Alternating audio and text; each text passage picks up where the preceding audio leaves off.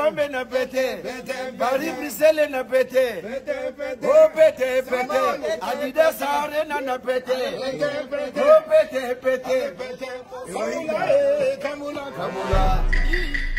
International VNJ, place et Bongo pour accompagner en tout cas les musiciens, les artistes. Il y a Jet 7 au Wapi, il y a Molambo Café Rego Lanika Boromina, place et musiciens. Et Bongo pour ça le départ na Bango, avant les à 22h. Et puis comme na Paris, na Angonga, il y a 7h05 du matin exactement. Il y a un biso à Wate Bongo pour l'Axamino. Comment est-ce que les musiciens alors je signale que jusqu'à l'année aux abonnés 5 de par 4 salami. Il y a Kamula, Adidas c'est Paris tombé. Kamula. Donc dans 8 heures, à 8 heures on est à Paris. Donc là, il faut le faire à Nicolas. Le créateur, l'homme de pété. Voilà. Je suis là. Quand tu connais nous t'es mon maman. Tout à mon amour, tout le monde veut faire rigoler. Donc, nenga tchèque est mal à l'aise wana ayebi ko yemba na mongodingo dia solo ana musique ya bien donc tchèque ba perte ya ngomoni azo ba palpite azo ke kota na ba maison Schengen ko koma biloko binklo kuta ko zo ba biloko faire ko traduire ngo pour faire azanga o eza gloire ya ba gaulois. Je mets ma signature en tout cas, musicien à faire là, déjà visa au Marocain déjà baqué, les restes sous Bakolanda. Alors il y a tellement de questions les autres posent par rapport il y a visa et tout, mais on va en parler dans ces reportages. Vous voyez éclairage, vous aurez en tout cas la clarté. Une partie va côté France, deuxième partie va à SN parce que SN est venu en retard de l'eau depuis Bruxelles. Plus tard, 23 heures, il sera là-bas un peu tard, 9 heures. Et puis il y a Turquie aussi. Mais l'objet, ils ont mis la suite à Bishara parce que le padre lui-même en personne. C'est juste. Faire rigoler le bagi même à tabata 2 personnes, faire un salara ou ya salara. Pour un musicien. Malheureusement, l'homme propose des dispose, les deux amaramsous. Pour mon appena, orchestre au grand complet Jet 7, na Kati à Paris.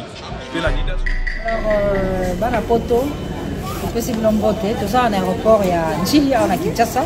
Donc, quelques minutes, tout ça sur avion pour aller à Paris avec les artistes et musiciens de faire rigoler. Et une première partie, tout ça, on a Air France.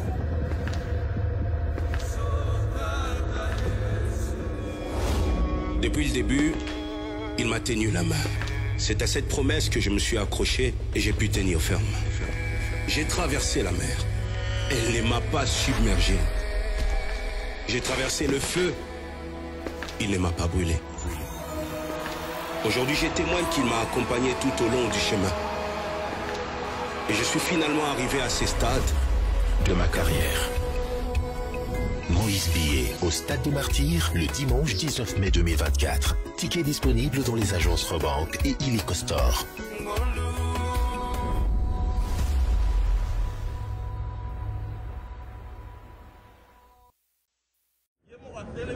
Alors bonsoir très chers internautes, bonsoir chers tous, j'espère que vous allez bien. Alors je signale que je suis en direct de l'aéroport international VNJ, place et Bongo pour accompagner en tout cas les musiciens, les artistes.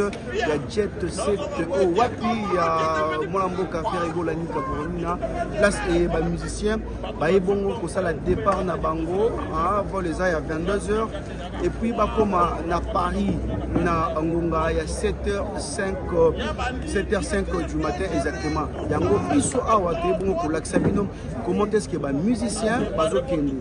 Alors je signale que jusqu'à l'année aux abonnés, 5 de par 4 salami, il y a des musiciens et na 0h départ sur les musiciens au Salema. Il y a 5 mois les alliés,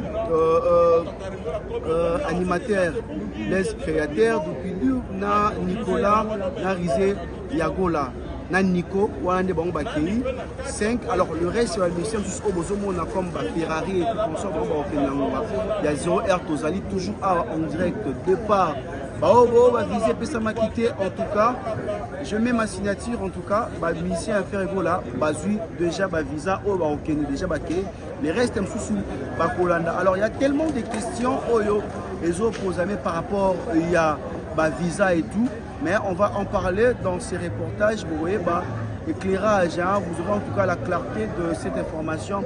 Ici, je signale que c'est Enoch Mita, journaliste, votre journaliste de l'investigation. Je suis en direct de l'aéroport international de Congo. Mon fil restez scotché, branché, likez, partagez cette vidéo. On est ensemble. Big up, j'ai dit un grand merci comme ça à Willy Mouchen, le code mondial. Merci pour le soutien. Il y a Willy Mouchen, pardon, le Pakebo. Et surtout, merci pour cette marque de confiance à la fondation Willy Mouchen Foundation, là où on travaille dans la paix, mais aussi Biralo, Nandalo, business international depuis la Chine. Alors, tu viens de suivre la suite.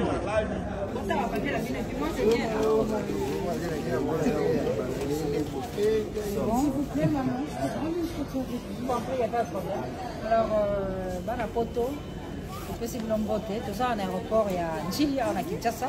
Donc quelques minutes, tout ça sur avion pour aller à Paris avec les artistes musiciens de Ferrigo. Et une première partie, tout ça, on a Air France, tout ça, on a Nicolas, Bless créateur, l'homme de pété. Voilà. Je suis là. Kotikana nute mwana mama kamula Adidas Paris tombé kamula. Donc dans 8 heures, à 8 heures on est à Paris, donc on va à Paris. Le padre lui il arrive demain, un équipe étiquette. Mais ma délégation monsieur.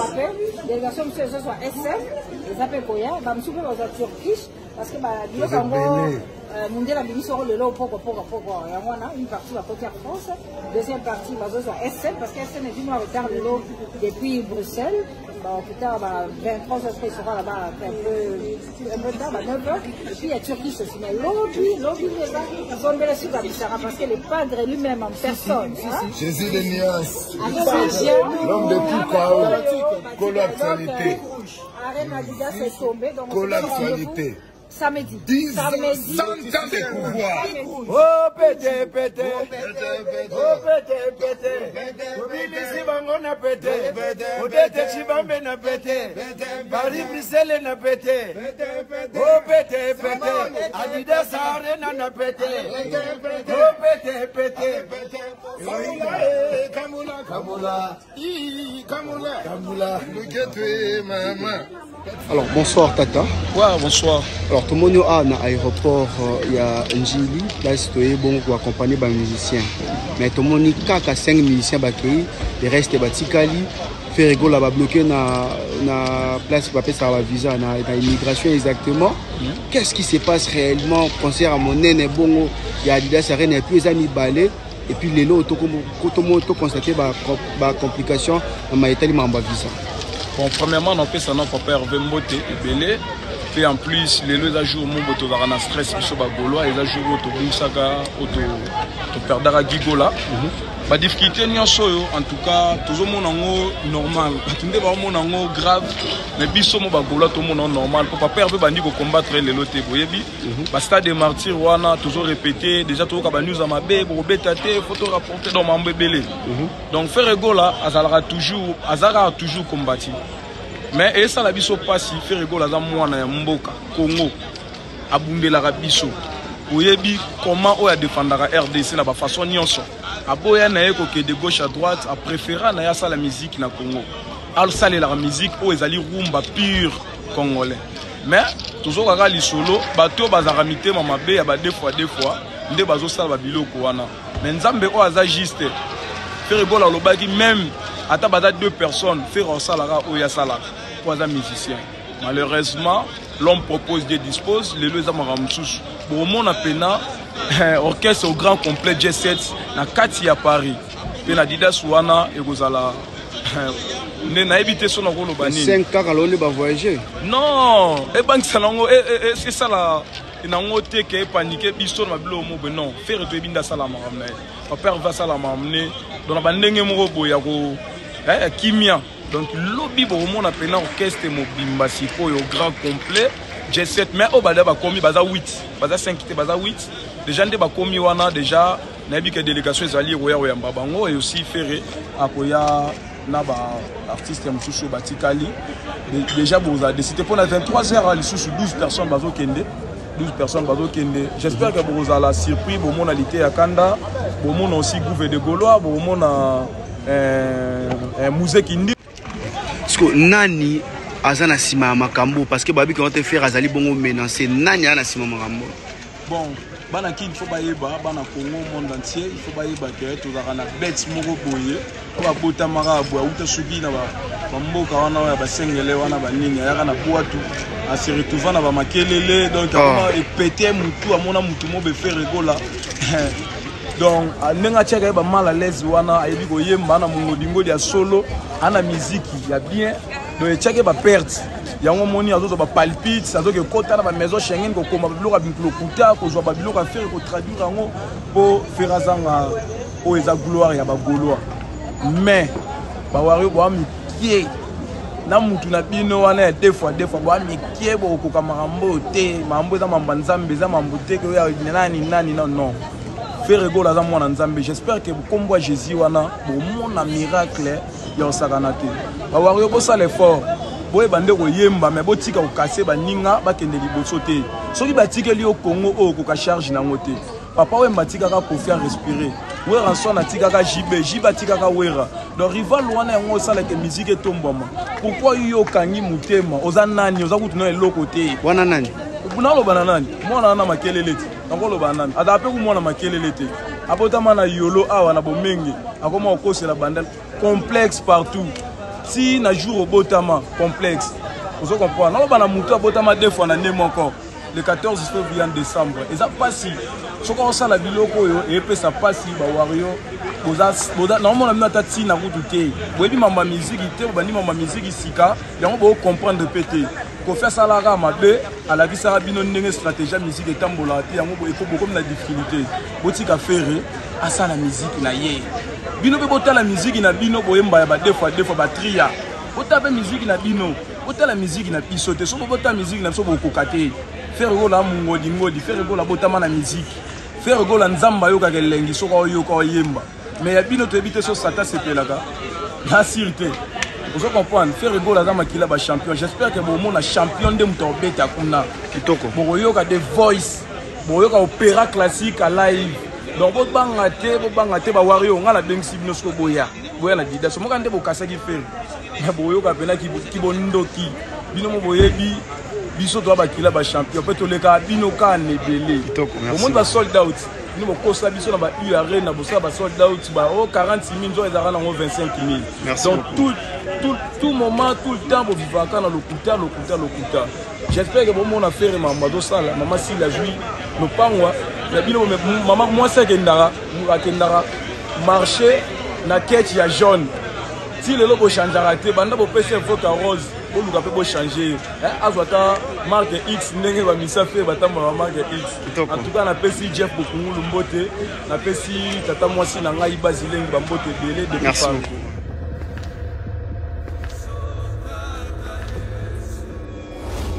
Depuis le début, il m'a tenu la main. C'est à cette promesse que je me suis accroché et j'ai pu tenir ferme. J'ai traversé la mer. Elle ne m'a pas submergé. J'ai traversé le feu. Il ne m'a pas brûlé. Aujourd'hui, je témoigne qu'il m'a accompagné tout au long du chemin. Et je suis finalement arrivé à ces stades de ma carrière. Moïse Billet au Stade des Martyrs le dimanche 19 mai 2024. Ticket disponible dans les agences Rebank et Illico Store.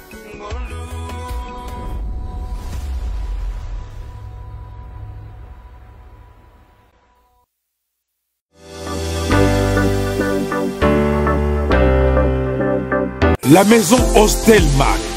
Pour tous vos événements, mariage, anniversaire, baptême, baby shower et autres. La maison Hostelmac est là pour réaliser et personnaliser tous vos gâteaux selon vos thèmes et vos envies. La maison Hostelmac, située en région parisienne, mais se déplace partout en France, en Europe ou en Afrique pour vous apporter son savoir-faire. Réservez dès à présent vos dates, car les places sont très limitées. Contactez la maison Hostelmac au numéro affiché ou sur Instagram, Hostelmac ou Facebook Olivier Moukoko. Hostelmac, c'est le goût avant tout. Votre pâtisserie Hostelmac. Olivier Moukoko.